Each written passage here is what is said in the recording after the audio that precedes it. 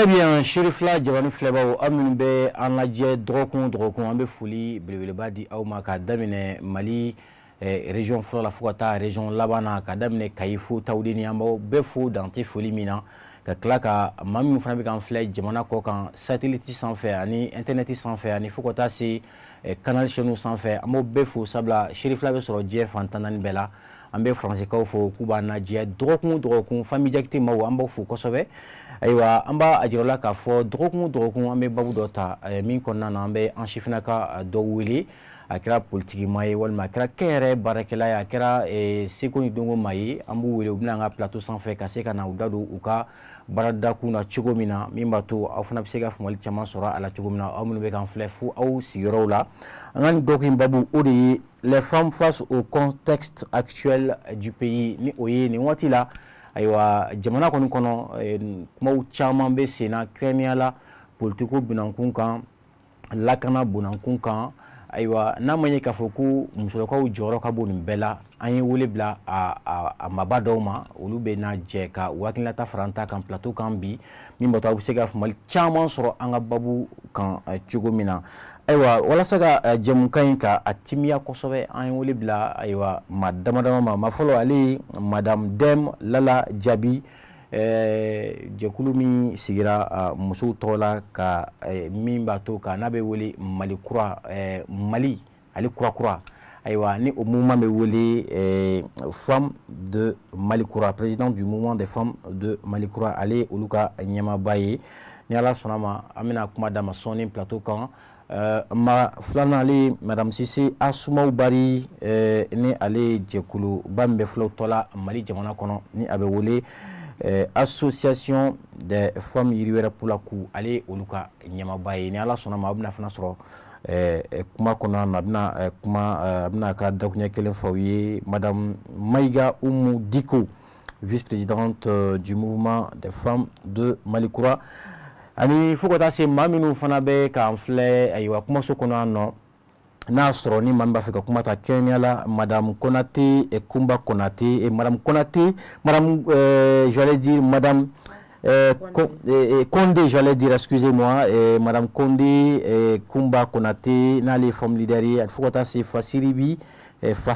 Konate, ani madame Kantako, Bintu Kantako. Ni ala sonama, aywa kena inkono, amena kuma din mbela jeli mani mimba feka, akina tafo, jamana kukan, ambe fouli bleu, le badi auma, aumini bekan enfle, fo au sigrola ni émission jeunesse et développement tchongotolaye. Ni amena anga mawulilo bismillah kene kono 600 aywa nyafo tugumna jamukan damnela anga maw uli muso chesili mbawi anga Mali jamana kono aywa madame Dem Lala Jabi présidente du mouvement des femmes de Malikura amena dakunye folodi alema aka bismillah anga kene kono salam alaikum madame Dem amba bela jelinfu ajaraye ankle na hedela ala kan si hedela amina rabbi amena kuma mkala ka ke kuma na famaye ala ka famiyal ko nyumandama amina rabbi ala ka na fembo anda ante femundo amina rabbi merci beaucoup nous kan lega dakunya follow ka nyeshan flebawma ni ala sonoma me kla ka kuma dima soni madame Sisi Asuma Bari ale ne re demso nyana mai ni ala sonama ale fana be na akina tadi anga babukan ni amba foyana aka bismillah nga kene kono nemso ko di bastila basi fusten barete makura kerenka anye doke yanalla ko sobe ayata an haklita nombru la weche bon amma nga file baga ubela jelenfo fem fem be shiru fala leje Mali kona ni Mali koka kuni che kuni baraje no temana be shirifu Usman Madani Haidara fo womi hakli soro kan yoro indale ka di an shifinon ka makanga na barake anga sarakalo la anga tla kana anga problem ni ka jamana inta ku foya amba ali fana fana ka wali nyumando donc ambe wali nyumando ay kaniche ala ka shini kena dana asuma wana islami dembele jile fasi yoro la bangoni jagine bugula aw kaniche ka Haidara Mali muso chesilo mbeto wala merci beaucoup madame Sisi madame Maïga Oumou Diko ni ali mouvement des femmes de Mali Kura ale olu ka dankanyama ye an bɛ kuma di ma madame Diko Kodi Bastila basi foyi tsenna ere émission ngadi kenen kan Kodi Basi kontila i nana ngawli jaba jara ye aywa merci beaucoup bismillah an bɛ kɛnɛ sigini auzu billahi minash shaitanir rajim inshallah bismillahir rahmanir rahim vraiment an nana shirifilala yan a diyara n ye kuma tɛ anw da a diyara ye parce que kabla maliyɛnw ka disposition kan kuma bara kɔnɔ shirifila de don k'i haminata di shirifila de don k'i kɔnɔta di shirifila de don donc an bɛ shirifikɛ yɛrɛ fo inshallah ani shirifila bɛɛ lajɛlen merci beaucoup merci beaucoup an bɛ u ka danga ɲɛmaa fo ni o ye madame Mayiga Umu Diko ye ayiwa ni ala sɔnna ma madame Konde ayiwa fɛn min ye Kumba Konate femme leader ye a fana ye yala an ka taa ɲɛ n b'a dɔn k'a fɔ i fana i kɔnmanen don kuma kɔnɔ ni ala sɔnna ma an bɛna kuma di ma sɔnni n'a y'a sɔrɔ ni micro dayɛlɛlen don kosɛbɛ n'i bɛ se ka i ka folikanw fɔ k'a ɲɛsin an filɛbaw fana ma. ok an bɛ shérifula cɛ n'a muso bɛɛ lajɛlen fo an tɛ mɔgɔ kura ye yan kɛnɛ in kan donc an bɛ dugawu kɛ ala ka cɛkɔrɔba mɛn an kɔrɔ amina rabi amina ala k'aw yɛrɛ bolo mɛn aw ka baara la amina rabi amina amina ala k'a to don o don an ka na segin kɛnɛ in kan n'a ka kɛ ɲɔgɔn fɛ an k'an ka jamana kunkanko fɔ amina rabi ya rabi ala ka ɲuman bɔ an da ala kana fɛn bɔ an da min bɛ nimisa d'an ma amina rabi ya rabi Allah merci beaucoup madame Konde Kumba Konate donc o de b'an sase ka don jɛmukan kɔnɔ ni an bɛna kuma di mouvement des femmes Mali Kura olu ka ɲɛmaaba madame Dème Lala Diaby ayiwa n'a ma ɲɛ k'a fɔ i ye politigima ye i ye jɛkulu dɔ fana ɲɛmaa ye ni o ye peut-être que an t'a dɔn jɛkulu yɛrɛ ka kunkilenna ye min ni min ye nka min b'a to an ka se ka hakilina dɔ sɔrɔ a kan i bɛ se k'i da don jɛkulu yɛrɛ ye min ye mouvement des femmes de Mali Kura mun de don mun jɛkulu don a sigira kun jumɛn ni kun jumɛn na. Ayiwa alhamdulillah mouvement Mali Kura sigira a bɛ kalo dama damani bɔ an tun bɛ association na an ka association bɛɛ dɛndɛnnen bɛ kɛrɛfɛ d'accord bon an ko sisan an mago bɛ changement na changement a bɛ musow de intéressé ka tɛmɛ mɔgɔ caman kan donc an y'an essayer k'an ka association ninnu fara ɲɔgɔn kan ka kɛ mouvement Mali Kura ye Mali Kura yɛrɛ kɔrɔ ye jumɛn ye fɛn kura n'i y'a fɔ ko Mali Kura mɔgɔw b'a fɔ ko Mali kɔrɔ dun bon Mali kɔrɔ tɛ se ka bila mais fɛn minnu ka ɲi a kɔnɔ an b'olu de ta ka kuraw hakilila kuraw fara a kan k'a kɛ Mali Kura ye o ye tiɲɛ Mali Kura a bɛ bɛn de ko fɔ surtout an musow an ka duraw a b'o de ko fɔ a bɛ bɛn ni kelen ɲɔgɔnna de ko fɔ an yɛrɛ k'a dɔn fɔlɔ an yɛrɛ ye jumɛn ye an ka ladalako ninnu an y'a bɛɛ bila donc il faut que an ka segin an kɔ dɔɔni an ka kokɔrɔ minnu bɛ yen an b'a ta an bɛ hakilila kuraw fara kan a bɛ kɛ kura ye d'accord Mali mako bɛ kuraya la tout récemment an bɔra ka baara dɔw kɛ an ni mɔgɔ caman sigira an y'o baaraw daminɛ d'accord pour changement de comportement d'accord ka se an ka mako bɛ changement de la ka walew falen dɔɔni ka walew falen ka tagabolo kɔrɔw falen minnu tun man ɲi d'accord forodi minnu bɛ kɛ bingali minnu bɛ kɛ ka caman b'olu la parce que ko kura yɛrɛ ye jumɛn ye forodi ninnu mana ban o y'a kurayalen de ye o o ye tiɲɛ bingali minnu bɛ kɛ olu mana dabila o y'a kurayalen de i ye n'a fɔ transition kelen bɛ ka fɛɛrɛ kura min ta ni tile fila in na maa caman bɛ yen nɔ ko fo diplôme b'u bolo u caman bɛ ka sɛgɛn bɛ ka ta ka ɲɛsin u caman ma bi min na u ka diplôme jɛlen tɛ voilà u ka diplôme jɛlen tɛ en même temps i b'a sɔrɔ baarayɔrɔ la sisan mɔgɔ 20 bɛ baara kɛ mais mɔgɔ min yɛrɛ bɛ taa baarakɛyɔrɔ la a tɛmɛ mɔgɔ 5 kan donc tricher o camanba de bɛ yen mɔgɔ kelen bɛ yen a bɛ mɔgɔ 2 ka sara ta dɔw bɛ mɔgɔ 3 ka sara ta olu bɛɛ ye ko kɔrɔw de an kan ka bɔ minnu kɔnɔ n'an ma bɔ olu kɔnɔ jamana avanceli ka gɛlɛn kosɛbɛ o tiɲɛ d'accord merci i ka nin dakuruɲɛ fɔlɔ ninnu na n b'a a jira maaw la aw minnu bɔra ka aw sɔgɔna nin waati la aw bɛ Shirifula Jabaranin de kan jɛmukan min n'a dabɔra Mali sifinnakaw bɛɛ kama ni a bɛ wele nanzarakan na jeunesse et développement an bɛ o de kɔnɔna na an bɛna kuma di an ka maa filanan ma madame Sise Asumau Bari fulaw ka jɛkuluba min bɛ yen nɔ ni o ye fɛn min ye yiri wɛrɛ pulaku ye ale o muso bɛɛ ka ɲɛma ye Mali kɔnɔ n b'a fɔ Mali dɔrɔn tɛ diɲɛ bɛɛ de don n'i y'a faamu kosɛbɛ ayiwa n b'a dɔn aw ye lajɛrɛba dɔ kɛ tile filanin na ma mɛn kosɛbɛ min bɛ tali kɛ ayiwa an den dɔgɔnɔ minnu bɛ yen nɔ ani olu cɛ ani k'a yira jɛma la k'a fɔ alhamdulilayi kunun kun ka gɛlɛn nka bi ni kunun tɛ kelen ye ayiwa i bɛ se k'i da don association yɛrɛ ka kungilennaw ye jumɛn ni jumɛn ani ka dakuɲɛ kelen fɔ aw ka lajɛrɛba in kan. Bon alhamdulilayi rabbil alamina ne bɛ Ala fo ka seli kira sallallahu alaihi wasallam. Bon i ye question posé n ko a diyara n y'a bɛɛ nama an ye nin ɲɔgɔn dalajɛ in kɛ dimanche tɛmɛnen i yɛrɛ y'a ye kɛnɛ sanuyara cogoya min na diɲɛ maabaw bɛɛ y'an jaabi bon an bɛ ka amalgame dɔ de kɛlɛ amalgame ye mun ye bɛɛ ko fulaw bɛɛ lajɛlen jadi sa hali an yɛrɛ tɛ ka se k'an kunkolo labɔ kɛnɛ ma parce que hali an minnu bɛ Bamakɔ bi an yɛrɛ kisilen tɛ bon tellement que we bɛɛ gosi ni bere kelen ye ni hakili b'a la rébellion daminɛna waati min na mɔgɔ yɛrɛ tun bɛ siran hali mɔgɔ bilenman ye ko bɛɛ ye rebelle ye f'u bɛ boli ka sokɔnɔw datugu ka mɔgɔw kɛ kɛrɛfɛdenw ye bon o b'a fɛ k'o ɲɔgɔn amalgame kelen de ta k'a kɛ fulaw k'a ɲɛsin fuladenw fana ma bon an ko k'o tɛ se ka kɛ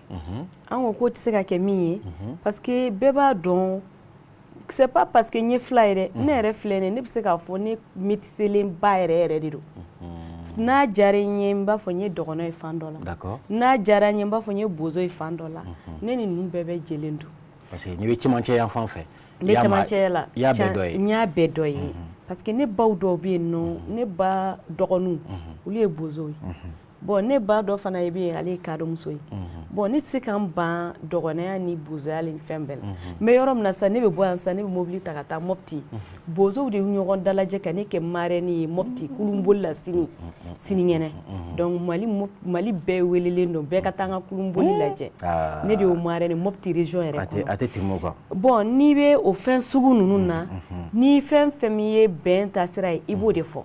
bon ne kɔni y'a fɔ bɛɛ ɲɛna i yɛrɛ n ka vidéo ni fɛnw ye tile fila in na et puis mɔgɔ caman wele ka féliciter a kuma in fɔcogo la parce que an ko k'u kana amalgame kɛ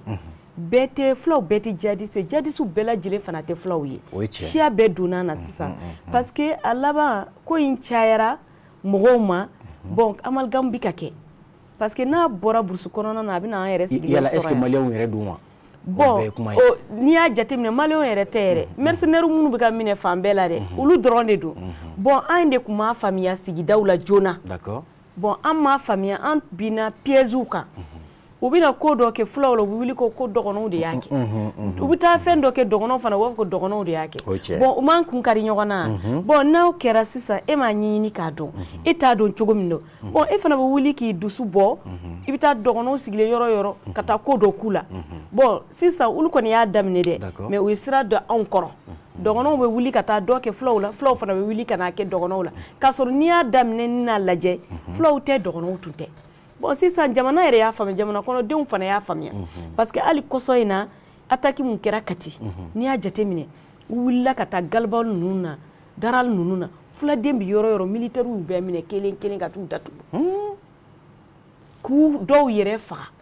ka bagan minɛ ka taa n'a ye bon n'u y'a jateminɛ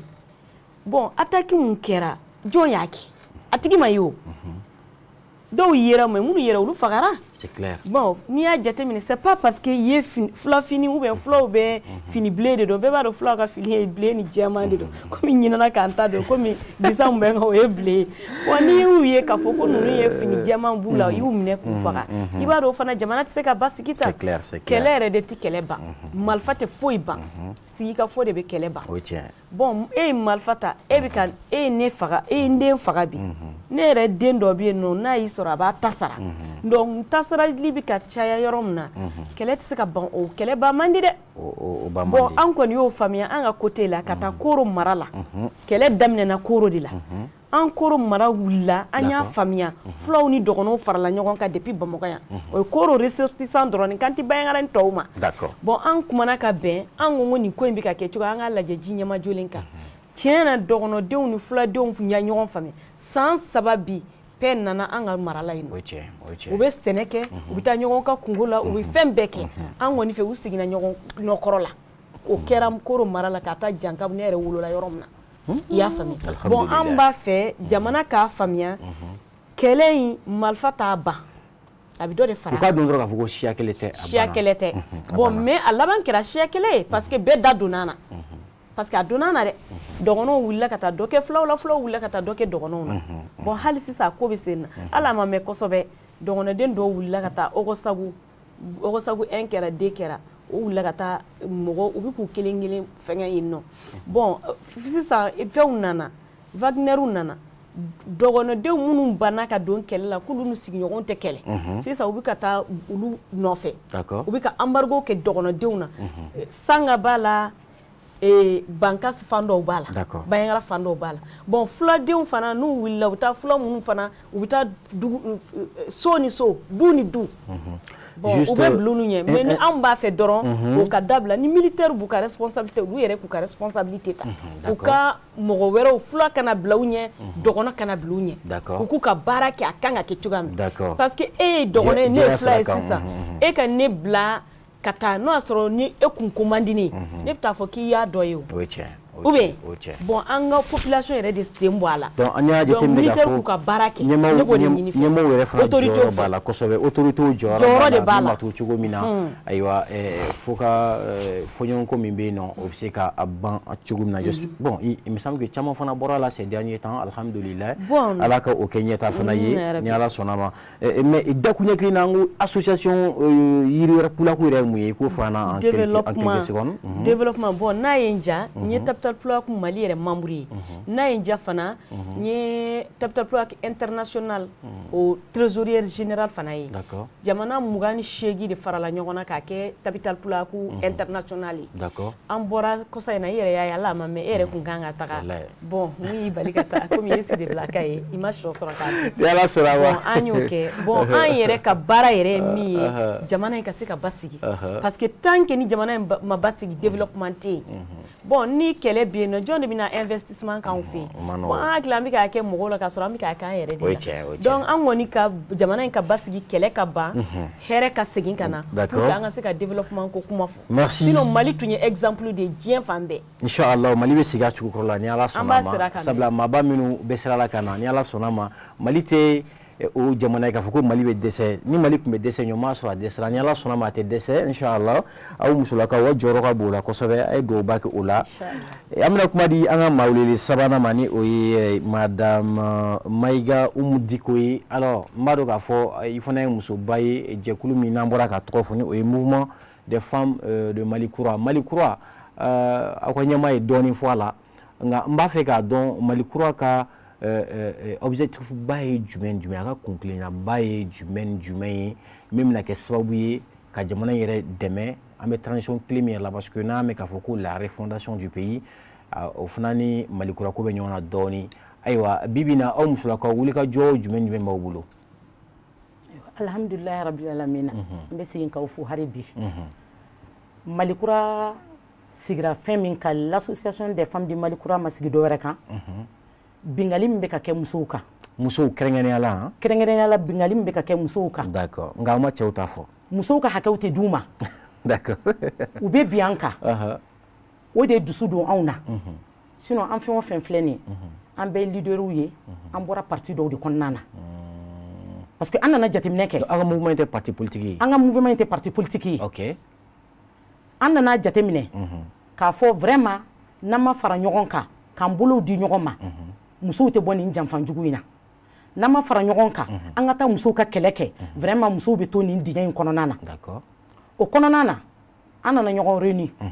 an ka association bɛ yɔrɔ o yɔrɔ muso leader bɛ yɔrɔ o yɔrɔ ni association de b'a bolo an ye wele bila bɛɛ ma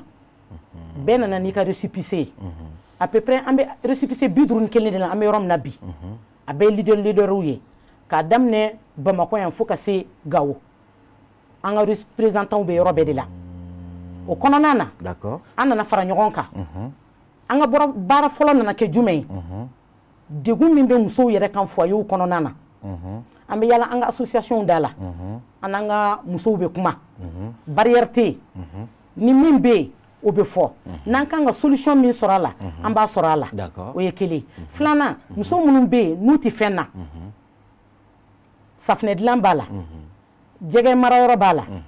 transformation alimentaire b'a la fo ka se ka foro d'u ma u bɛ se k'u ka sɛnɛw nakɔw sɛnɛ yɔrɔ min na an b'o bɛɛ de ɲɛɲini ka t'o di musow ma o kɔnɔna na an nana ye k'a fɔ ko vraiment Mali bɛ bolo min kan bi san 30 kɔ an bɛ dingɛ de kɔnɔna na pour la première fois dinosaures minnu bɛ yen ni maa tɛ se k'i bolo ɲɛsin u ma Achille n'a ka kolonɛliw de y'u bolo ɲɛsin ninnu ma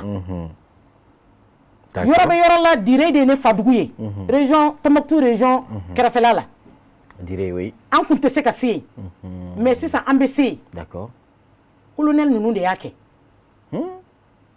donc o kɔnɔna de la an ko ko k'an sigilen de don an ko ko k'an tɛ parti ko la pourquoi an t'an ka mouvement ye k'a créer ka transition in dɛmɛ u ye baara min daminɛ aw ka kuntilennaba ye min ye ka se ka transition dɛmɛ ka transition dɛmɛ ok je vois parce que an bɛ yɔrɔ min na bi ka musow bɔ kɛrɛfɛden na musow ka t'u ka hakɛw fɔ musow k'u ka miirinataw fɔ vraiment bi de a bɛ se ka kɛ k'a sababuya kɛ nin colonel ninnu nana u nana maliyɛn denw bɛɛ de ye d'accord donc an ka hakilinata ye jumɛn ye an bɛ ninnu dɛmɛ fo ka s'u dan na parce que u ye baara min daminɛ d'accord an b'u dɛmɛ fo k'o baara o finition kɛ d'accord o kɔnɔna na an ye taama dɔw kɛ ka bɔ yan ka taa Laginɛ Laginɛ président bɛɛ y'a ye bɛɛ y'i ka da tugu anw ye ale de kɛra mɔgɔ fɔlɔ ye min y'a ka da yɛlɛ an ye an b'a fo la an b'a fo la an b'an baaramaw fo kosɛbɛ Laginɛ ka gasoil d'a ma kɛlɛ min bɛ ka kɛ pour que ka se ka taa kɔfɛ dugu ninnu na ka taa kɛlɛ kɛ ka ɲa ni ji t'i ka mobili kɔnɔ i tɛ se ka kɛlɛ kɛ o a ka gɛlɛn ale de gasoil d'a ma donc anw de y'a bɔ an yɛrɛ la ka taa remercier a bɛ yɔrɔ min na aw muso l'association des femmes du Mali Kura ok très bien aw ni ce aw ka o hakilina ɲɛnamaya la o ɲɛna kosɛbɛ sabula jamukan sigi kunba ye o de ye k'a fɔ aw minnu ye jɛkulu ye walima aw minnu ye en tout cas baarakɛlaw ye kɛnyɛrɛ baarakɛlaw ye n'aw bɛ baara min na n'a a lakodɔnnen tɛ n'a wulila ka se an ma Chérif Fila Jabaranin kɛ yan nɔ kɛrɛnkɛrɛnnenya la sifinnakaw tɔgɔ la émission min bɛ yen nɔ ni a bɛ wele jeunesse développement an fana b'an seko ni an damayira bɛɛ kɛ min b'a to aw ka caw olu bɛ se ka lakodɔn cogo min na jamana ɲɛmaaw fɛ ayiwa n'a sɔrɔ olu fana bɛ se ka dɛmɛ min kɛ k'a ɲɛsin o jɛkulu ninnu ma o dɛmɛ bɛ se ka kɛ cogo min na ka se fo a dan na ayiwa an dɔrɔn tɛ kumaso kɔnɔ minnu fana sigilen bɛ k'an lajɛ n'a sɔrɔ ni aw fana b'a fɛ ka kuma ta ayiwa micro kɔni bɛ yan nɔ ni Ala sɔnna ma aw ka hakilina ye min ye Maliko kan kɛrɛnkɛrɛnnenya la aw ka hakilina yɛrɛ ye min ye musow jɔyɔrɔ Maliko la ani fɛn bɛ tali kɛ gɛlɛya min fana talen bɛ dɔɔnin ni o ye ayiwa lakanabaliya ye o fana ɲɔ ɲini don kosɛbɛ kɛrɛnkɛrɛnnenya la comment dirais-je quartier min filɛ nin ye commune 6 la yan nɔ ni o ye Sirakɔrɔ ye gɛlɛya caman bɛ a maaw kan ayiwa n'a ma ye k'a fɔ aw ye musolakaw ye aw fana ye dɔw de fana ba ye aw ye ayiwa aw fana bɛ se ka mun de kɛ damakasi min kɛ k'a ɲɛsin jamana ɲɛmɔgɔw ka se ka ayiwa wulikajɔ caya ka se ka dɔ bɔ bɛnkanni wale ninnu na cogo min na i n'a fɔ e bɔra k'a fɔ i ka kuma kɔnɔ rapidement ayiwa dɔ bɛ ka kuma ta Madame Condé oui an b'a fɛ ka kuma d'i ma ok allez-y. ne hakili la bingani ta fan ninnu na bon n bɛ foli bila an lamɛn jama bɛɛ lajɛlen ye fɛn fɛn bɛ k'an lajɛ sisan u sigiyɔrɔw la an ka foli bɛ se u bɛɛ lajɛlen ma fɛn min ye musow ka droit ko ye musow ka hakɛ o de ye droit ye donc musow ka hakɛ ne hakili la a dɔnnen de don régional an ka sous région bɛɛ lajɛlen na ani international yɛrɛ la de 1948 à 1981 ne hakili la droit de l'homme dɔnnen de don donc musow kana kɛ denkɛrɛfɛlen ye u ka so kɔnɔnaw na musow ka essayer ka bɔ min kiti i hakilinata fɔ min mana k'i la n'o ye dimi ye u bɛ se ka bɔ ka t'u exprimer ka t'u ka kumaw ɲɛfɔ ka ɲini k'a dɔn u ka hakɛ yɛrɛ ye min ye donc pour que u ka hakɛ kana to ka minɛ u la parce que n'i y'a jate minɛ c'est vrai an bɛ ka kuma musow de kan cɛw b'a la mais nin waati in na an bɛ musow de kan de façon générale musow b'a la cɛw b'a la du kɔnɔnaw na forow la musow bɛ faga so kɔnɔnaw na musow bɛ faga yɔrɔ bɛɛ u ka hakɛw bɛ minɛ u la même au tribunal musow ka hakɛ bɛ minɛ u la k'a di cɛw ma donc ne hakili la o yɔrɔ kan ka lajɛ musow k'a dɔn k'a fɔ i ka droit ye min ye n'i ka hakɛ minɛ n'i la i ka se ka t'i ka hakɛ défend ka taa kɛlɛ kɛ i ka se k'i ka hakɛ minɛ i ka hakɛ ka d'i ma parce que an yɛrɛ de kɛlen bɛ k'an yɛrɛ kɛ den kɛrɛfɛnw ye n'o tɛ musoya tɛ ko lankolon ye musoya ye fɛn dɔ ye n'i sɔnna i yɛrɛ ye dɔrɔn muso ye fɛnba de ye i b'a ye muso ye fɛnba de ye donc hali bi musow k'u cɛsiri k'u hakili t'u yɛrɛ la merci beaucoup madame Condé Kumba Konate i ka nin dakuɲɛ damadama ninnu na ayiwa hali bi kumaso kɔnɔ ni maa min b'a fɛ ka kuma ta nka yan'o cɛ rapidement an bɛna kuma di mouvement des femmes de Mali Kura olu ka ɲɛma ni o ye madame Dème Lala Diaby. Alors on sait qu'aujourd'hui certes Mali bɛ bolo min kan a dogolen tɛ maa si la mais aw ye association minnu ye madame Maïga bɔra ka caman fɔ a la justement ayiwa est-ce que en dehors de tout ça yala fɛn wɛrɛ b'aw bolo ni aw ma deli ka min kɛ fɔlɔ ka ɲɛsin jamana yɛrɛ yiriwali ma ka ɲɛsin transition dɛmɛli ma i n'a fɔ a y'a fɔ cogo min na parce que n'i y'a jateminɛ défi camanba de bɛ yen nɔ ayiwa o défi ninnu aw yɛrɛ fɛ olu dɔw bɛ se ka kɛ mun ye parce que kɔsannin na an y'a ye ayiwa sarabulon dɔ sigira min ni a kuma cayara kosɛbɛ Mali jamana kɔnɔ ayiwa maa caman ka hakilinata di nka aw min ye musolakaw ye aw bɛ se ka hakilinata jumɛn di o kan ni o ye ayiwa k'a fɔ ko maa min ni double nationalité b'i bolo ni double nationalité b'i bolo i tɛ se k'i présenter jamana ɲɛmasigi la o n'a ɲɔgɔnna caman ayiwa proposition jumɛn b'aw bolo aw ka ye ta ye jumɛn ye o la. Alhamdulillah o min filɛ nin ye o question diyara n ye kosɛbɛ double nationalité ko in a ko kuma ka ca a ka kan walima a ka kan ka kɛ walima a man kan ka kɛ. bon an kɔni bolo a man ka kɛ parce que i b'a sɔrɔ dɔw yɛrɛ bɛ yen u tɛ Mali yɛrɛ dɔn u tɛ Mali fɛn foyi dɔn mais ni élection sera dɔrɔn u bɛ na bon n'o tigi kɛra Mali président ye a tɛ Mali dɔn a tɛ maliyɛnw dɔn a t'an ka taabolow dɔn o ma nɔgɔ dɛ a ka ca Ala fɛ baara in bɛ kɛ tɔ ka jɛ ye dɛ soit n'a sɔrɔ ni jamana wɛrɛw bolo bɛ ɲɔgɔn bolo a bɛ n'olu baaraw de kɛ yan an ye kɛlɛ mun kɛ ka na an ye kɛlɛ mun kɛ kabi ko in daminɛ la transition daminɛ ka na bila bi la n'an ye mɔgɔ ta double nationalité bɛ mɔgɔ nationalité caman bɛ mɔgɔ bolo i t'a dɔn min yɛrɛ ye mɔgɔ min ye donc o y'an seginne de ye kɔ an bɛ yɔrɔ min na bi an t'a fɛ ka segin an kɔ inchallah baara mun bɛ ka kɛ min kuma cayalen n'o ye kanko ye kanko oui awɔ an yɛrɛ b'o kɛlɛ de la parce que an ka fɛnw ka k'an ka kan na an bɛ mun mɛn o y'a hakilina ɲɛnamaba ye an bɛ kan mun mɛn bon n'a fɔra k'an ka tubabukan bila kan caman bɛ yen anglais bɛ yen nɔ ne bɛ se k'a fɔ ko anglais bɛ fɔ ka tɛmɛ français kan bɛɛ an yɛrɛ damaw de tɛna bɛn a kunna n'a fɔra ko a ka k'an ka langue nationale la langue jumɛn bɛna kɛ nationale ye marakakan wa filakan wa maninkakan wa an t'a dɔn fɔlɔ donc il faut k'an yɛrɛ ka ɲɔgɔn faamuya o la yɔrɔ caman bɛ yen n bɛ se ka exemple ta Sénégal kan u ka CNT kɔnɔ n y'a fɛn dɔw suit bon a bɛ k'u yɛrɛ ka kan de la c'est vrai peut-être i b'a sɔrɔ écouteurs bɛ yen nɔ a bɛ traduit minnu tɛ kan min mɛn a bɛ kɛ bon an ka fɛnw ka k'an yɛrɛ ka kan na o de ye Mali Kura ka laɲini ye an bɛ min faamu parce que kuma caman bɛ fɔ i t'a faamu d'accord i t'a dɔn min bɛ ka fɔ émission bɛ tile ka kɛ débat bɛ tile ka fɛnw tɛ changer i n'a fɔ an bɛ jɛmukan min na an bɛ jɛmukan min na sisan nin t'an fa kan yan bon n'e ko k'an ka kan wɛrɛ fɔ an bɛ le kɛ la ye ou bien an bɛ a kɛ o ye yɔrɔ dɔ la après u b'a capter k'a bila net kan mais an b'a fɔ an maloyalen tɛ yan c'est clair parce que an ka kan de ye nin ye c'est vrai ne ye maraka de ye n bɛ marakakan mɛn mais bamanankan n b'a fɔ mɔgɔ misali kɔnɔ yan bɛɛ b'a mɛn maliyɛn tila bɛɛ b'o kan in mɛn mais an ka bɛn a la donc e yɛrɛ bolo transition mɔgɔw kan ka u sinsin o kan o yɔrɔ min bɛ yen ni kuma b'a la u k'u sinsin o kan mɔgɔ tɛ kɛ foyi ye ni yɛrɛ tɛ n'i y'a ye Mali seginna kɔ bi an y'an ka taabolow de bila an y'an ka danbe de bila an ka laadalako minnu bɛ an y'o de bila donc an ka Mali Kura an bɛ fɛ an ka fɛnw ka k'an yɛrɛ ka kan na a kɛra kan sugu o sugu a kɛ maliyɛnw ka kan ye maliyɛnw bɛ min mɛn u b'a faamuya discours baw ni fɛnw bɛ kɛ a tɛ faamuya de o n'i y'a ye État n'a ka jamana kɔnɔdenw tɛ ɲɔgɔn faamuya c'est que i bɛ min fɔ o de tɛ mɛn an taalen Laginɛ CNT président an b'a fɔ nin yɔrɔ in na a ye nin yɔrɔ in de fɔ vraiment anw bɛ ka kɛlɛ mun kɛ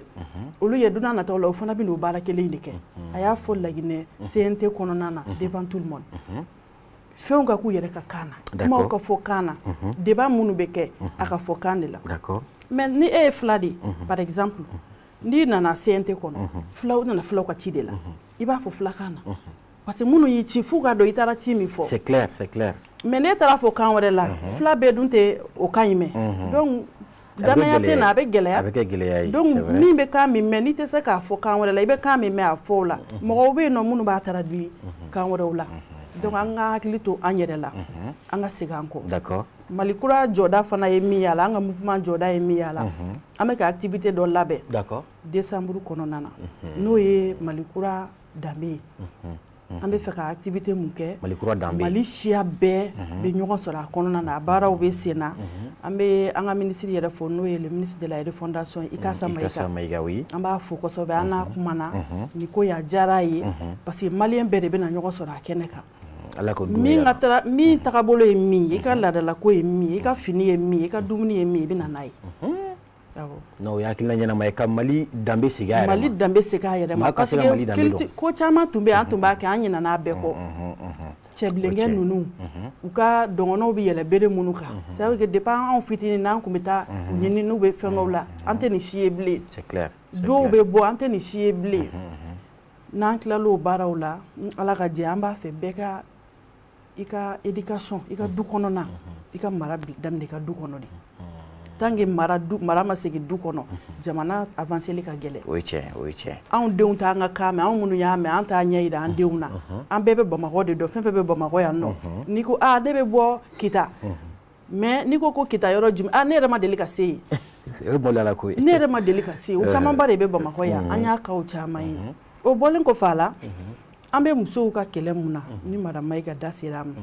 musow ka dura bɛ tile ka minɛw la an tɛna cɛw tɔgɔ fɔ o y'a damana kuma wɛrɛ ye an taara boli ani muso caman kumana an y'a ye bin kɛra caman de kan an yɛrɛ ka mouvement mɔgɔ dɔw bɛ yen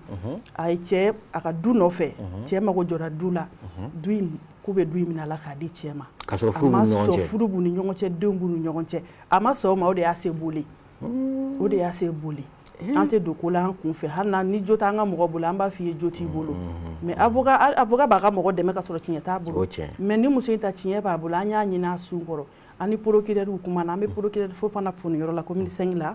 an bɛ madame Sidibe Awa fo u y'u jɔyɔrɔ kɛ a ko bɛ sen na hali bi a ko bɛ sen na muso kɔni bilala mais a ka du ma d'a ma n bɛna profiter ka min fɔ nin yɔrɔ la cɛw k'a faamuya an balimakɛw de ye cɛw ye an faw de don an denw don an dɔgɔninw don cɛ min n'i ye du san i bɛ du san i muso de i bɛ du san i denw de donc n'i nana k'i b'i muso ni denw bila kɛnɛ ma ka du feere ou bien k'a taga a don sira fɛ a man ka don min fɛ an tɛ nana jɛ n'a ye donc duraw ka respecter an bɛɛ ye maliyɛn de ye komi baara kura min bɛ ka kɛ sisan sariya sunba in kɔnɔna na an y'a ye k'a fɔ sariya kura minnu b'a kɔnɔ bɛɛ dama ka k'a la sariya dama ka k'a muso la cogo min cɛ dama ka k'a la ten cɛ ni muso kalan na an bɛɛ dama ka k'a la éducation na bɛɛ dama ka k'a la bɛɛ ka dama kɛɲɛ gɛlɛya dɔɔni fana bɛ musow kan n'i y'a jateminɛ cɛw ka baara sɔrɔ ka nɔgɔn ni musow ta ye i b'a sɔrɔ muso diplômé kuma dɔ la a bɛ tɛmɛ sira caman de fɛ pour que ka baara sɔrɔ alors que kalan in bɛɛ kɛra kɛcogo kelen na yɔrɔ dɔ fana bɛ yen muso ka kalan kana kalan ban i b'a kɛ degun caman kɔnɔna na furu bɛ a essayer ka dɔw ta bali dɔ caman bɛ kɛlɛ de kɛ walasa i ka s'i dan na mais n'an tilal'o bɛɛ la baara yɔrɔ bɛ na ko wɛrɛw bɛ fɔ an ye conditions bɛ fɔ an ye a bɛ fɔ an ka wariw de sara kuma caman de bɛ yen donc an b'a fɛ don n'a nataw la u ka jateminɛ kow la an den minnu fana bɛ yen n'u bɛ stagiw la musomaninw bɛ yen ko bɛɛ bɛ da u kan ye san 5 stage t'i ban u tɛ taa patron bɛ taa daso stagiaire de bɛ baara bɛɛ kɛ u fini ka na d'a ma donc jateminɛ ka k'olu fana kɔnɔ ni Ala sɔnna i ka hakilina ninnu tɔmɔta bɛ sɔrɔ u la min b'a to baara bɛ se ka kɛ n'u ye cogo jumɛn mais a kɛra jigila i ko aw ka jɛkulu in mouvement in a sigira sen kan nin y'a waati joli la ye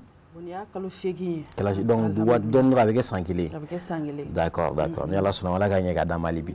alors ni Ala sɔnna ma jɛmukan kɔnɔ hali bi an bɛ ɲɔgɔn fɛ jeunesse développement don an bɛ Shirifila Jabaranin sanfɛ alors an bɛna kuma di ne denmuso ma alors madame Cissé est-ce que quelque part an bɛɛ ye hakilinata fɔ jamana taabolo kan dakunɲɛ kelen yan'an an da tu fɛn bɛ tali kɛ en tout cas insécurité kan ni o ye basigibaliya ye mais e fana ka hakilina ye jumɛn ye bakuruba la ayiwa jamana ɲɛmɔgɔw filɛ ka sariya senkura min ta est-ce que dans l'ensemble est-ce que c'est salutaire? Bon, dans l'ensemble on peut dire que c'est salutaire parce que ko caman kɛra mun kun tɛ ka kɛ caman bɔra fagali fana na donc o yɔrɔnin an b'u fo k'u wale ɲuman dɔn parce que ni mɔgɔ ye baara k'i b'a dɔn a ye n'a ma ɲɛ n'an bɛ bɔ ka kuma bon ni mun kɛra ni mun don mais hali bi ba dɔ fara cɛsiri kan to k'a jɛ de don dɛ parce que jamana in binna dingɛ kɔnɔ a ka ca ni san 20 ye o bɔtɔla dingɛ min kɔnɔ a ma nɔgɔn dɛ bon ne ko min ɲini n balimakɛw fɛ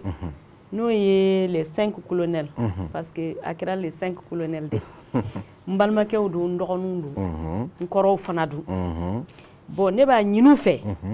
u ka dɔ fara cɛsiri kan hali bi parce que ala tɛ ɲɛmaya di bɛɛ ma ni ala y'a di ma don min il faut k'i k'a kɛcogo dɔn a kɛcogo ye mun ye fɛn bɛɛ i k'a kun i k'a muɲu parce que dɔ bɛ f'i ma dɛ ni ala ye ɲɛmaya di ma k'i se yɔrɔ dɔ la c'est pas k'i ka fisa ni tɔw ye dɛ ala b'a dɔn a b'a ka min kɛ i n'a de ka kan don min na ni ala y'a di ma i bɛ kɛ dugukolo ye bɛɛ bɛ yɛlɛ i kan o ye kelen ye o ye n ka conseil ye o ye grande sœur ni dɔgɔnin ani balimamuso ni ba y'an fan a filanan hali minnu fununen don k'u sigi kɛrɛfɛ u k'u wele u k'u nɛgɛ u k'u tɔkɔtɔ parce que olu de bɛ top kan bi ni ala ye ɲɛmaya d'i ma i b'i kɔfilɛ i ka mɔgɔ minnu hali mun t'i fɛ ne mɔkɛ ko ne ma karisa i b'a dɔn ko karisa t'i fɛ a gɛrɛ i yɛrɛ la i ka hɛrɛ k'a ye o bɛ dun i n'a cɛ mais ko karisa ye nin kɛ ne de bɛ n ta juru sara o man ɲi parce que ala ye fɛn dɔ d'u ma mun m'a di tɔw ma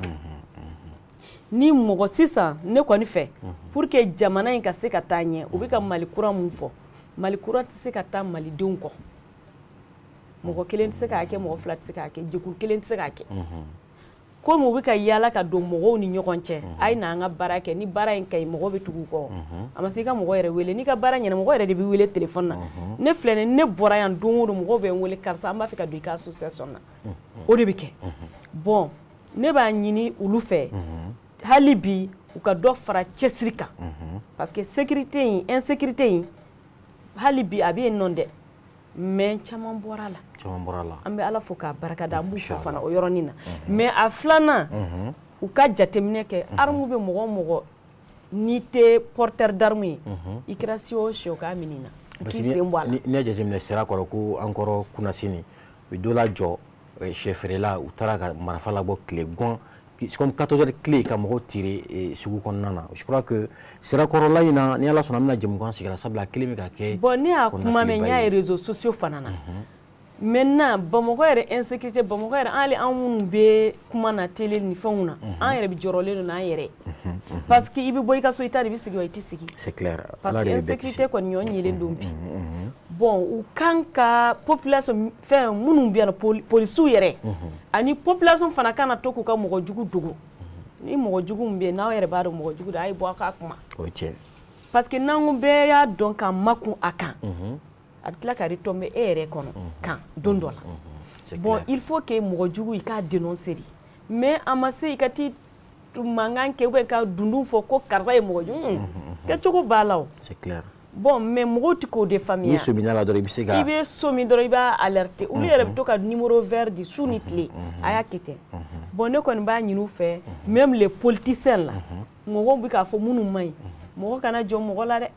mɔgɔ kana jɔ foyi la diɲɛ kɔnɔ kɛ aw bɛ ɲɔgɔn nɛgɛn de bon hali minnu ko k'olu ye tiɲɛni kɛ effectivement ne yɛrɛ dɔ fɔ yan terrain kan yan don dɔ la u k'u wele bon ni e de bɛ mɔgɔ sanfɛ ko bɛ ko la a tigi bɛ siran k'a kɛ o parce que a b'a dɔn i ɲɛ b'a kan n'i ye ɲɛmaa ye n'i m'i ka baara kɛ ka ɲɛ minnu b'i duguma u bɛ e de filɛ n'i ye mun kɛ olu fana b'o kɛ bon ni olu y'u tilen u nana ni mun ye olu fana b'u tilen jagoya a patron tɛ sɔn nin ma dɛ jagoya dɔ e fana b'i fara i yɛrɛ kan patron ma na min na e yɛrɛ fana b'i ban an bɛ siran n bɛ exemple ta service dɔ la service mɔgɔ kura dɔ de bɛ yen sisan ko bɛ ko la a tɛ sɔn waati kule fo k'i se k'a kɛ i yɛrɛ bɛ siran bon bamananw de ko kami b'a ɲɛmɔgɔ de tɔn filɛ o ye tiɲɛ bon ni 5 colonel dalen b'u yɛrɛ la k'a fɔ k'u bɛ ka mun kɛ u ka population de bɛ ka tɛgɛrɛ f'u ye bon pour que a ko bɛ se ka taa ɲɛ a ka sinsin parce que maliyɛnw bɛ tɛgɛrɛ fɔ i kɛ ka yeli ka i layɛlɛ wa u bɛ tila ka tɛgɛrɛ fɔ k'i jigi maliyɛn bɛ se o de la bon u bɛ taa tableau min na u ka jateminɛ k'u ka maliyɛndenw bɛɛ fara hali n'u banna u k'u tɛgɛ jan hali bi u k'u tɛgɛ ban parce que ala ye fɛn dɔ de d'u ma mɔgɔ de u kana fɔ mɔgɔ mago b'u la de olu fana mago bɛ mɔgɔ la o tiɲɛ u ka ko bɛɛ kɛ population kana révolter parce que n'i ye mɔgɔ makunnen ye parce que tubabu ko i ka sira ji mun mankan tɛ ji mun na l'eau qui dort d'accord i t'a dɔn min b'a kɔnɔ donc ne kɔni fɛ hali bi an bɛɛ malidenw ye a kɛra nin ye a kɛra nin ye a ye ɲɔgɔn wele hali bi a ye ɲɔgɔn nɛgɛ a kɛra cogo cogo mɔgɔ dɔ bɛ yen mɔgɔ dɔ bɛ si la o tiɲɛ o tiɲɛ u ka bila u ɲɛma u ka fɛn kɛ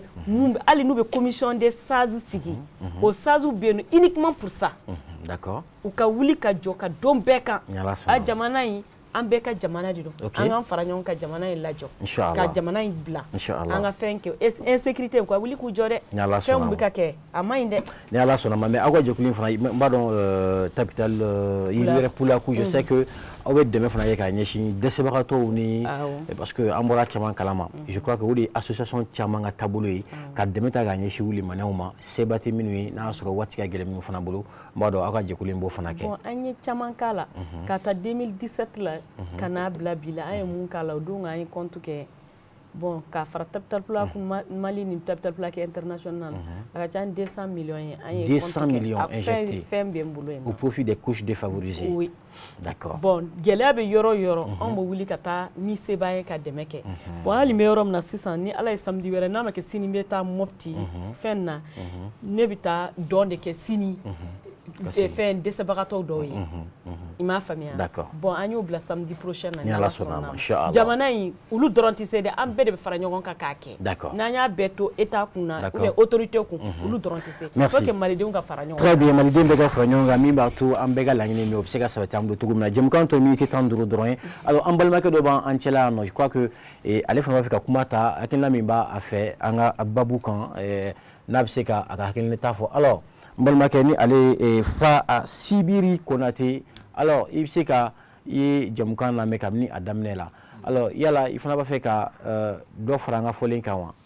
n'an panna min kan walima n'an ma pan i bɛ se ka micro gɛrɛ i da la kosɛbɛ a gɛrɛ i la non i b'a tilen dɔrɔn voilà ok allez-y oui n bɛ dɔ fara i ka jɛmukan kan foli ni tanuni n bɛ foli kɛ k'a lase bɛɛ lajɛlen ma d'accord an bɛ kɛnɛ min kɛ wulada in na a diyara n ye a bɛnna ma an bɛ foli kɛ Serifula filɛbaga bɛɛ la a diyara n ye fo ka se Usumani Serifu Madani Ayidara yɛrɛ ma inchallah tulo b'a la an ka foli bɛ bɛɛ ye bon an bɛ kɛnɛ min kan an tɛ kɛnɛ jugu kan an bɛ ɲɛtaga kɛnɛ kan ani bɛn kɛnɛ ne yɛrɛ min filɛ u cɛma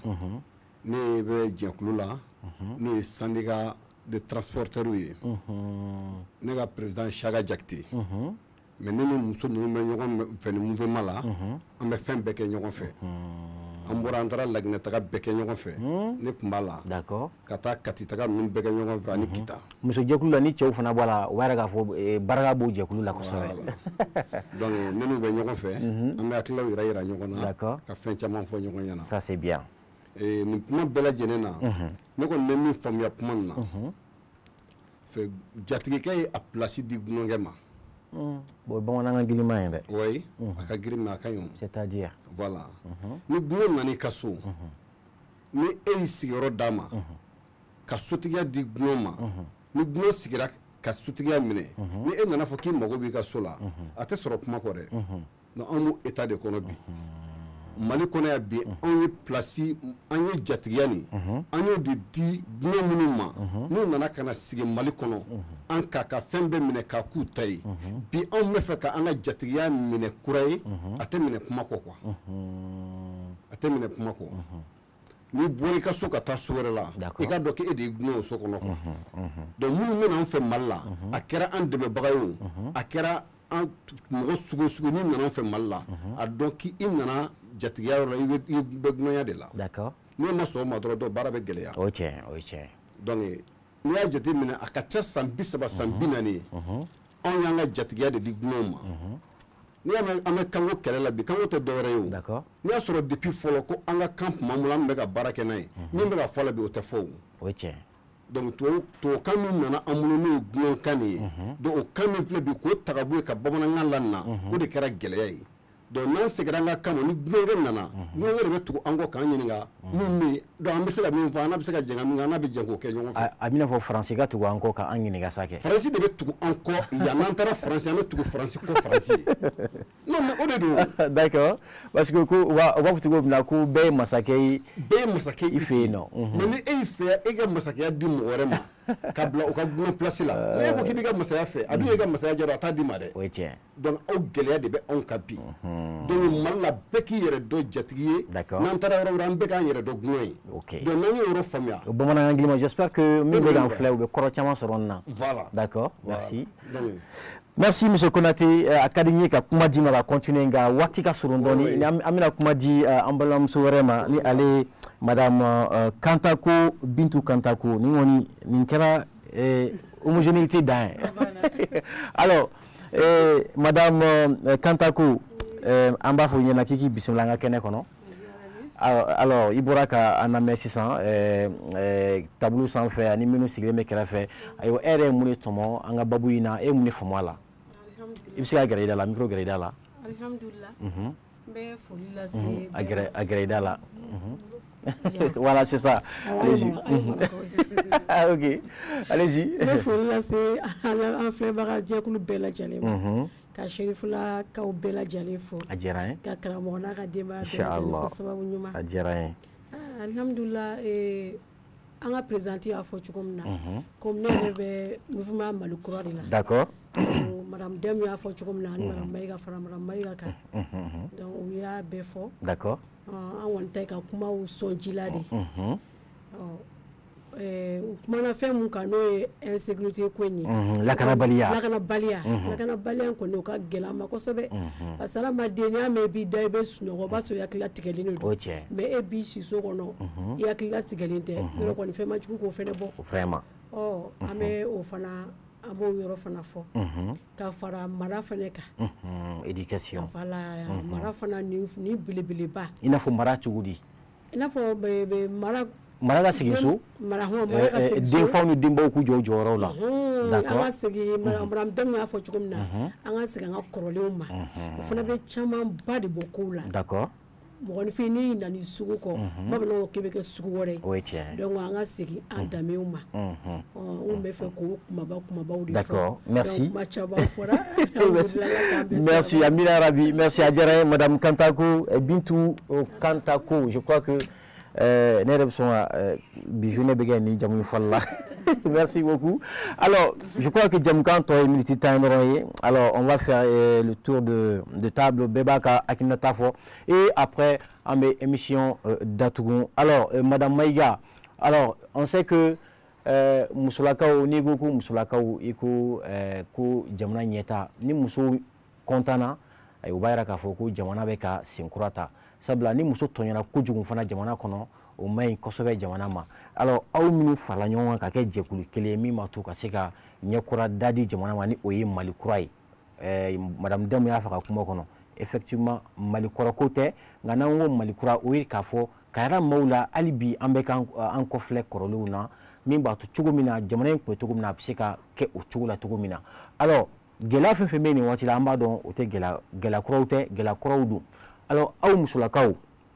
aw bɛna mun ni mun de kɛ fɛɛrɛ belebeleba jumɛn b'aw bolo nin waati la min b'a to ayiwa ka se ka an balimamuso minnu b'a la ka kasi k'u nijuw cɛ ayiwa minnu fana bɛ yen k'a fɔ ko se bɛrɛ t'u ye ayiwa aw ka jɛkulu yala aw bɛ wuli ka jɔ kɛ ka ɲɛsin olu fana ma wa. alhamdulilayi i ye question min fɔ a diyara n ye dɛsɛbagatɔ minnu bɛ yen ani minnu cɛw banna ani den minnu bɛ yen n'u faw tanyana an b'o baara belebelebaw la an ni mɔgɔ dɔw bɛ o baaraw la ɲɔgɔn fɛ an kelen bɛ ka yaala yɛrɛ an yaalalen don ka tɔgɔ sɛbɛnw yɛrɛ kɛ commune communew ni ɲɔgɔn cɛ en même temps an ka jɛkulu minnu bɛ région ninnu kɔnɔna na an kelen bɛ ka o baaraw fana d'olu ma don n'a nataw la fana inchallah an bɛ dɛmɛ lase u ma parce que an b'a baaraw la parce que jɛkulu in kɔni sigira an ma mɛn mais an bɛ k'an fanga fili. d'accord ok donc n'i y'a faamu ka daminɛ Kayi fo Kidal aw b'a fɛ ka jamana in bɛɛ kɛ aw sen nɔ ye sa kɛ kalo 8 aw ka jɛkulu in sigira sen kan n b'a fɛ donc aw ye baara min kɛ yɛrɛ n'i y'a jateminɛ kalo 8 kɔnɔ a ka bon hakili ma k'a fɔ ko kalo 8 kɔnɔ k'o baara bɛɛ bɛ se ka kɛ. alhamdulilayi kalo 8 kɔnɔna na an taara yɔrɔ fɔlɔ min o kɛra Laginɛ taga in o bɔlen kɔ a la an taara Kita o bɔlen kɔ a la doyila fana an sera yen nɔ parce que an ka jɛkulu bɛ yen mais min ye région tɔ minnu tora an n'olu bɛ kuma ɲɔgɔnya de la anw yɛrɛ kɔni ma déplacer ka se mais an bɛ ɲɔgɔn kalama walasa jɛkulu ɲɔgɔnna bɛ se ka kɛ musolakaw tɔgɔ la cogo min na musolakaw tɔgɔ la cogo min na d'accord n y'a faamu d'accord merci beaucoup alors madame Dème est-ce que bibi in na Mali ko in na an y'a mɛn k'a fɔ ko Mali kura la refondation du pays est-ce que bibi in na aw kelen bɛ ka est-ce que ni ɲɔgɔnnajɛrɛbaw bɛ yen nɔ est-ce que aw bɛ ka aw yɛrɛ senti Mali ko la bibi in na wa parce que aw ko ko transition ko est-ce que aw b'a la k'a fɔ ko transition min maa minnu bɛ yen est-ce que aw bɛ ka aw yɛrɛ ye jamana ko kɔnɔ nin waati la wa jamana marali ko la ou bien hakilina dɔ b'aw la k'a fɔ k'aw fana b'a fɛ ka jamana mara don n'a nataw la wa walima aw ka ambition ba ye jumɛn ye n'i y'a mɛn i bɛ jamana mara a ka basigi de ko min bɛ nin cogo la tan o mara man di kuma tɛ musow fɛ ok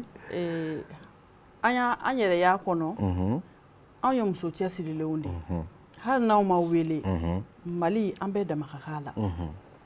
an bɛɛ ye maliyɛn de ye an t'an sigi k'an bolo da an sen kan ko fɔ an ka wele ni ko ko bɛ yen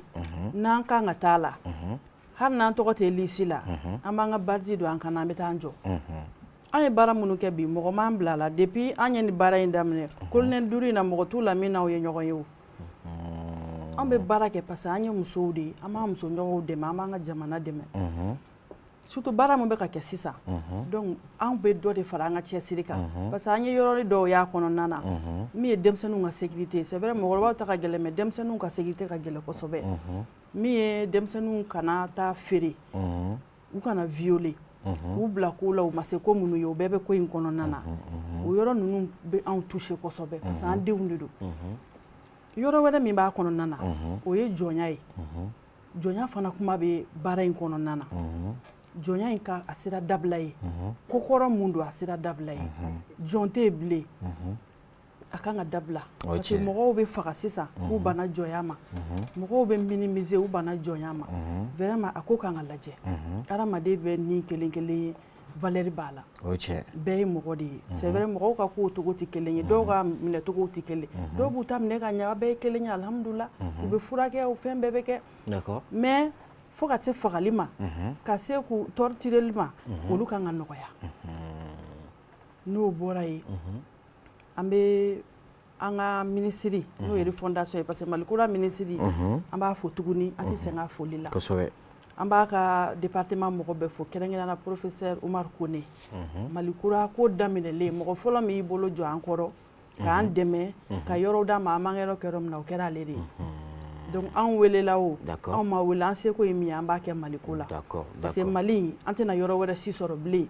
ka tɛmɛ Mali kan donc n'i y'a jateminɛ malidenya kanu yɛrɛ de y'a kɛ ni aw ka jɛkulu in sigira an ka jɛkulu in sigira kanu de kama ani ɲɔgɔn dɛmɛ parce que an bɛ baara min kɛ don dɔw la an bɛ bɔ an ka so 8 heures an bɛ don fo 18 heures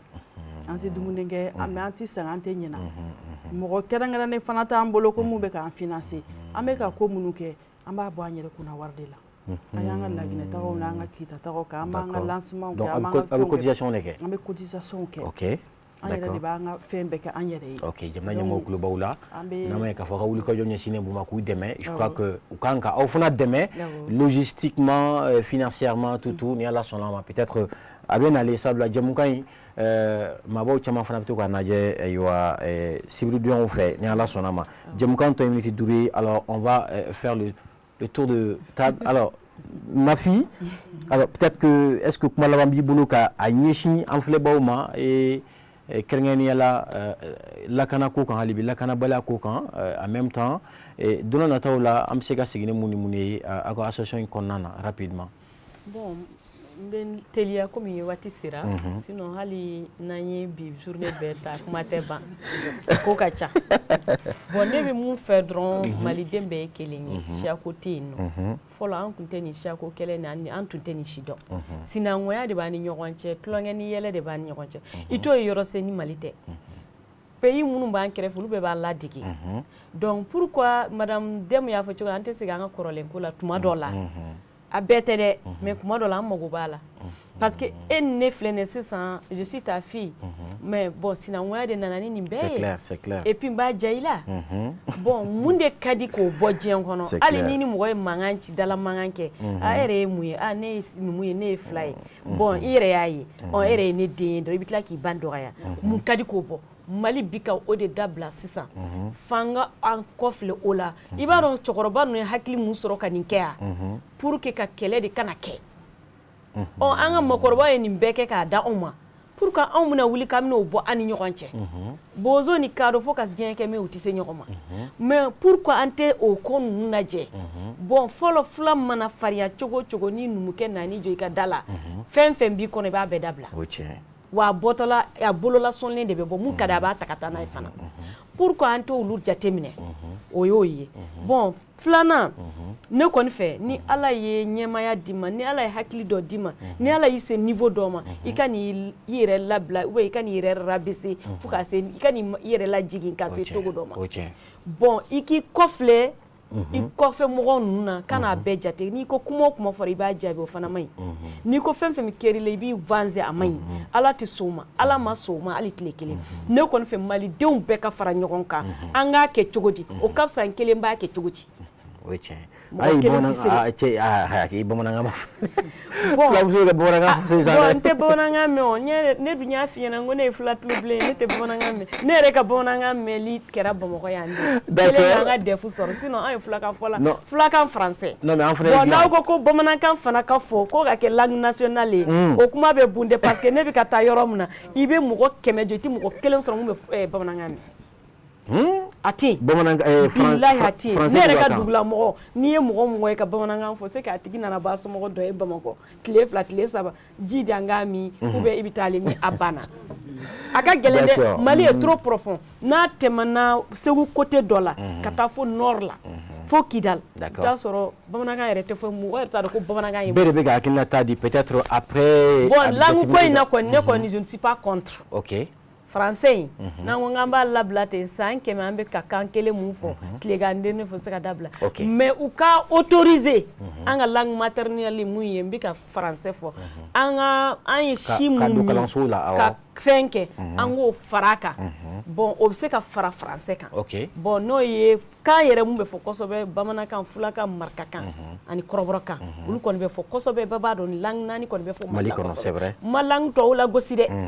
bon n bɛ mun kalama parce que hali n taalen Mauritanie n ye marakakan fɔlaw fɔ hali n taalen sisan Abuja ne ye marakakan fɔlaw de ye n ye n gɛrɛ olu la ka marakakan n bɛ dɔɔni dɔɔni mun mɛn ka gɛrɛ u la d'accord i y'a faamuya donc pour te dire que u bɛ se k'a fara kan mais k'a fɔ ko k'an ka français bɔ an ka fɛn na là moi je suis pas d'accord. Merci beaucoup ma fille. A diyara n ye kosɛbɛ an bɛ kuma datugu alors rapidement an bɛ kuma datugu ni ɲɛmaaba yɛrɛ nka peut-être madame Condé si vous avez quelque chose rapidement an bɛ sɔrɔ ka kuma di madame Maïga ma ka sɔrɔ ka a di ɲɛma kan ɲɛma ma ka se ka jɛmu datugu cogo min na rapidement. N bɛna min ajouter dɔrɔn c'est pas grand chose mais en 30 secondes comme ça jɛmu kan banna. Kuma min bɛ ka fɔ sisan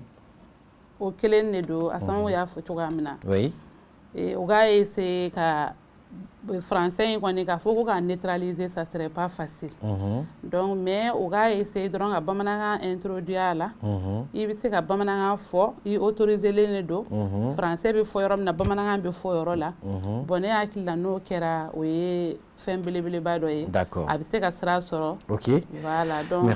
ala ka yɛrɛ k'an bɛɛ Amina Rabi merci beaucoup alors madame Maïga dakuɲɛ kelen na en 45 secondes rapidement an bɛ kuma di ɲɛma ma k'a datugu. Alhamdulilayi an bɛ an lamɛnbaga bɛɛ lajɛlen fo fɛn o fɛn y'a se y'a yɛrɛ se yan vraiment nin ko in bɛ yɔrɔ min na ala k'an bɛɛ dɛmɛ